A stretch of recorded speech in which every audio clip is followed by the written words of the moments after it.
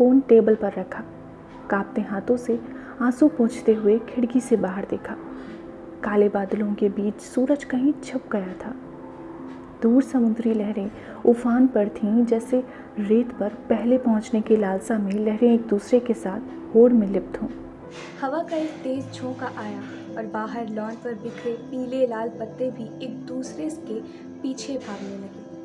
Lawn में अकेली बैठी चिड़िया घबरा कर ची ची करती पेड़ पर जा पत्तियों में कहीं छुप गई। लहरों और हवाओं जैसे एक बवंडर निनी के मन में भी उठ रहा था। बुआ ने बात अधूरी क्यों छोड़ी? शरद ऋतु की ठंडी हवा में कपकपी का एहसास हुआ। उसने खिड़की बंद कर दी। बुआ को मेल करती हूँ, सोचते हुए लैपटॉप खोला। मेरा बुआ का मेल पहले से ही आया पड़ा था। फ़ोन लाइन इतनी ख़राब थी कि ठीक से बात नहीं हो पा रही थी, तभी डिस्कनेक्ट कर दिया।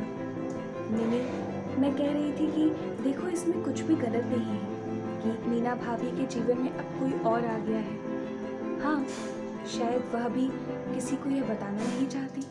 सच कहूँ तो पहले मैं भी बहुत आहत हो गई थी, ये सोचकर कि भाई की जगह कोई और ले रहा है। लेकिन जब बार बार सोचती हूँ कि मैं गलत हूँ, बस तुम्हें भी यही समझाना है, तुम परेशान मत हो। कभी कभी लगता है जैसे कल की ही बात हो। मैं, माँ, बाबा, भाई, राज, मतलब तुम्हारे पापा, तुम और भाभी, हमारा छोटा सा परिवार। जाने किसकी नज़र लग गई। उस दिन यूनिवर्सिटी के बाद तुम्हें स्कूल से लिया था। सारे रास्ते हमारी हंसी बंद ही नहीं हो रही थी। क्या पता था कि घर पहुंचते ही हमारी दुनिया यूं उजड़ चुकी होगी। उस दिन बाजार में हुआ बम विस्फोट और राज भैया समेत कई निर्दोष एक पल में मृत्यु की बलि चढ़ गए। माँ बाबा तो एक चलती फिरती लाश बन गए थे, लेकिन नीना भाभी ने ढाल बनकर हम सबको संभाल लिया। कुछ सालों बाद माँ बाबा भी चल बसे।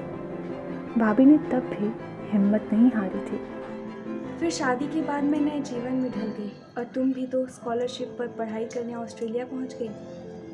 शायद तुम सोच रही हो कि मैं ये पिछले 7-8 वर्षों की कहानी क्यों दोहरा रही हूँ। यह इसलिए क्योंकि हम दोनों तो अपनी अपनी लाइफ में बिजी हो गए, लेकिन भाभी का क्या? वह तो वहाँ अकेली तन्हा रह गई। हाँ नीनी, मुझे भी लगता है कि जीवन के इस मोड़ पर किसी ने भाभी के दिल पर दस्तक तो दी है। कई बार जब मैं अचानक उनसे मिलने घर गई तो वहाँ चाय की प्यालियाँ, आधी जली हुई सिगरेट देखी। लगता है उसने अपनी एक अलग दुनिया बसा ली है। जानना तो मैं भी चाहती हूँ कि वह कौन है, लेकिन उससे सीधा पूछना भी ठीक नहीं लगता। उसकी प्राइवेसी का मान करती हूँ। भगवान से यही प्रार्थना है कि उसने अपने लिए सही इंसान चुना हो।